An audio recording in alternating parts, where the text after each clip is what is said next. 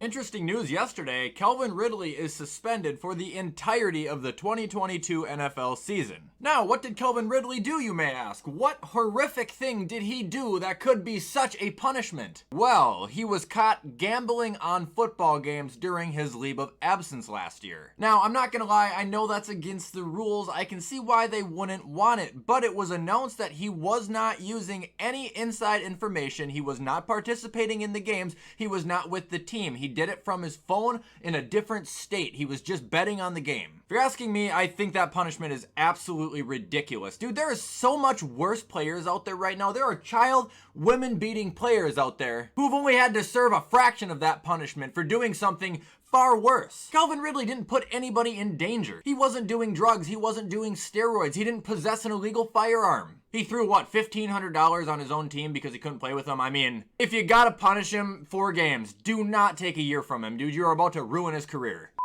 Alright, what is going on, guys, and welcome back to another video. Today's video, we are going to be going through and ranking every single NFL team's, receiving core. The receivers as a whole, not just one person. Now, this is going to be a little interesting because there's a lot of players who aren't technically on a team right now, but there are a lot of players who are set in stone, and we can see what teams can benefit possibly from certain free agents. One quick thing before we hop into the video, head over to gfuel.com, use code WyattzWorld, save yourself a discount on any G Fuel products. All right, let's get into it.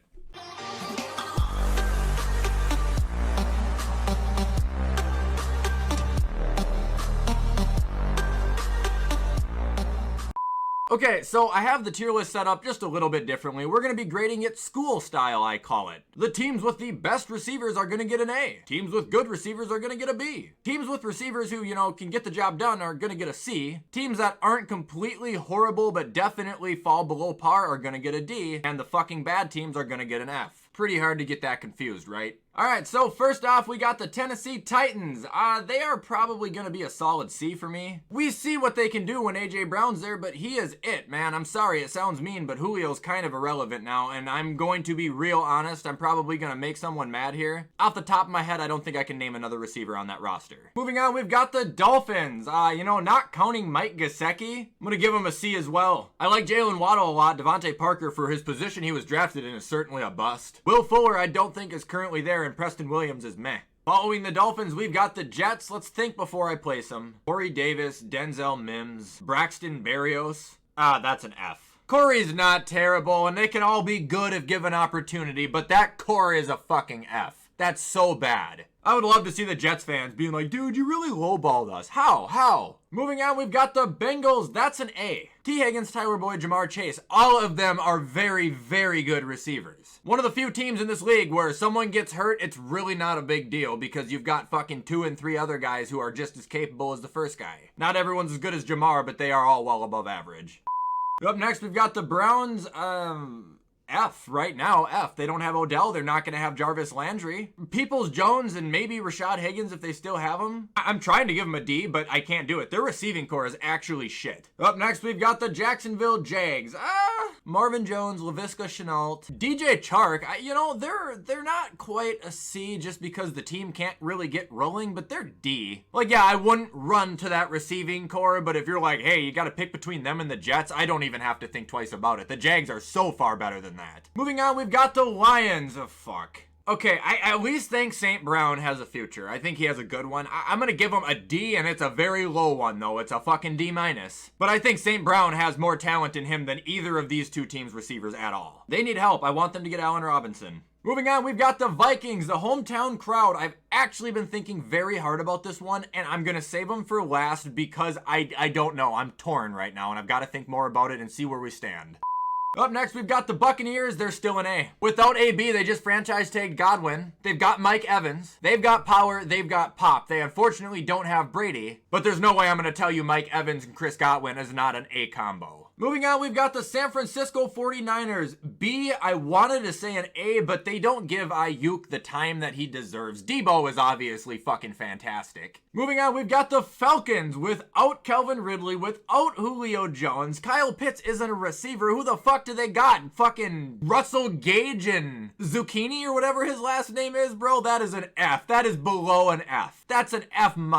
Technically, Cordero is a receiver, but I don't even think he's part of that roster anymore, and I don't think he's going to go go back. Moving on, we've got the Baltimore Ravens. Ooh, this is a good one because Hollywood's not terrible. He's just kind of inconsistent. And I do love Rashad Bateman, but I can't let my bias interfere. It also must be known that Sammy Watkins is on that team, or at least he was. I'm not sure what his current situation is, but he wasn't terrible. People would probably expect a bottom two row. I think the Ravens were at least par. Moving on, we've got the Bears. Without Allen Robinson, they announced he is going to test free agency. They're an F. Darnell Mooney. Oh! Now, I will give him credit. He had a pretty decent season, but if he is your top guy and Justin Fields, the guy who right now can't throw a football, is your quarterback, dude, you guys are fucked. Moving on, we've got Dallas. Very interesting. They're trying to bring Gallup back. Amari Cooper probably is not going to be there even though he wants to be, and they have CD. You know, if they had CD, Amari, and Michael all locked down right now, I'd probably still give them an A, but right now I'm just going to give them a B because it's a big question mark. Moving on, we've got the Houston Texans. Brandon Cooks is the only reason you're not an F-. I'll give you a D because he carries that fucking offense. Moving on, we've got the Colts. That's a D. T.Y. I don't think will be back. He's pretty irrelevant. You've got Michael Pittman, but Zach Pascal isn't a superstar. He's not going to get you up to par, bro. You need help there. Everybody knows it. Up next, we've got the Rams. That's an A. Odell has pretty much already said he's going to be back as long as they're willing to pay him anything. Robert Woods is fantastic. Cooper Kupp is fantastic. Now, I don't know if Robert Woods is going to be a free agent or not, but even then, you got Cooper Kupp and Odell. You got Van Jefferson. You told me, hey man, you got a team with the Rams receivers. I am going to be as happy as a kid in a candy store. Up next, we've got the Chargers. Mike Williams is testing free agency. I think Keenan is still there. I think Mike is going to go back there. I don't know. I'm just going to act like he's still there too. It's a B. You know, it's really close to an A. But Josh Palmer and I don't know who the rest of the funky bunch is there don't draw enough attention for me to bump you up to an A with these guys. Moving on, we've got the Raiders. Whew, Zay Jones and Bryan Edwards. I'm sorry. I love the Raiders, and it's impressive that they're a good team because that's a fat fucking F. Get Derek Devontae Adams and some young help. Moving on, we've got the Washington Commanders. Curtis Samuel, Terry, and I don't know. I wish Curtis could have played a little bit more last year. I wish I could have seen just, you know, a spark out of him like we were starting to see in Carolina, but the injury held him back. Terry's obviously great. I think that they're above the norm, but not above to the point where I can say that they're, you know, like a B or an A core. Moving on, we've got the Chiefs. So Tyreek, Demarcus Robinson, McCole Hardman, Pringle. I don't think they're all that great, honestly. Like Tyreek is very good, but the other guys, you know, they're quick targets, but they're not nearly consistent enough for me to be like, oh yeah, they're a top guy in this league. Moving on, we've got the Saints. Michael Thomas, I don't think is going to play there again, but the door is still there. He still could come back. So we got to look at it. You got Michael Thomas, Marquez Callaway. You give me Michael Thomas, I can say you guys are par. Because Marquez Callaway's good, but we don't know how good he is. He's kind of a giant what if. We know he can catch a deep ball in contests, though. He's great at that. But if you're stuck with the Saints receiving core, you could be in a lot worse shape.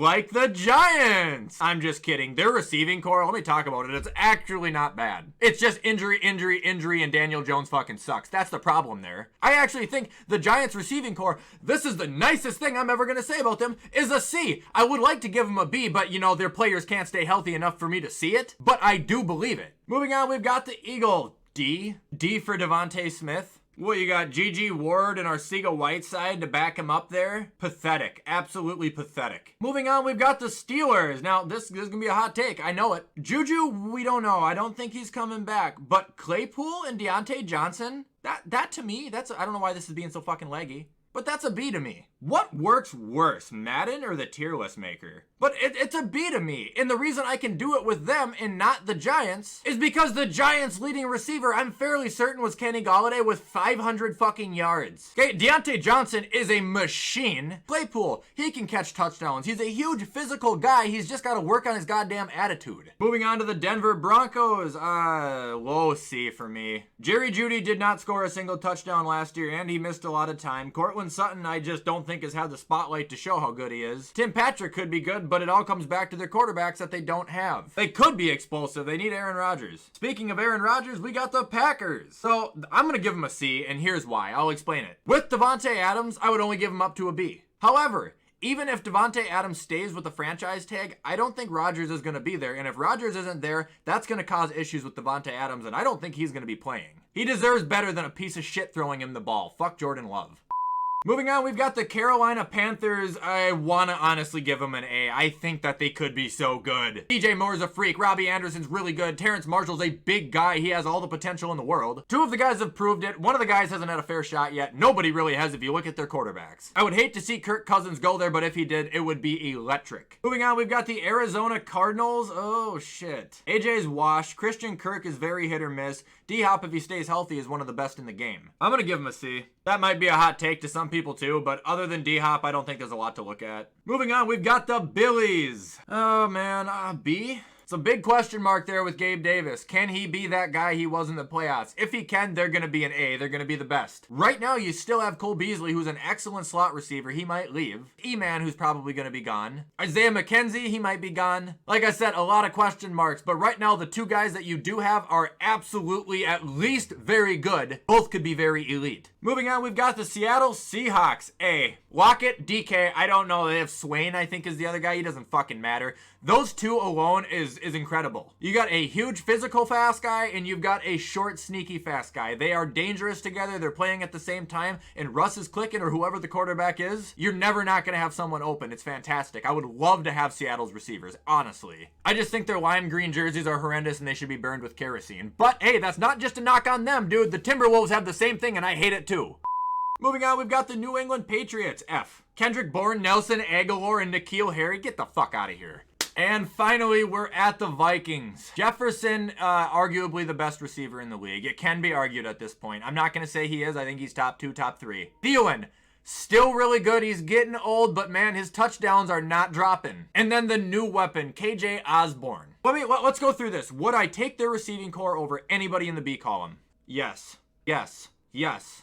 Yes. Yes. Yes, I would. Vikings receiving core to me is still top 5. They're number 5. They're an A. I did that as fair as I possibly could. I knocked my own team to do it. That is my ranking of every NFL receiving core. There's one with no camera, so my stupid fucking face isn't in the way.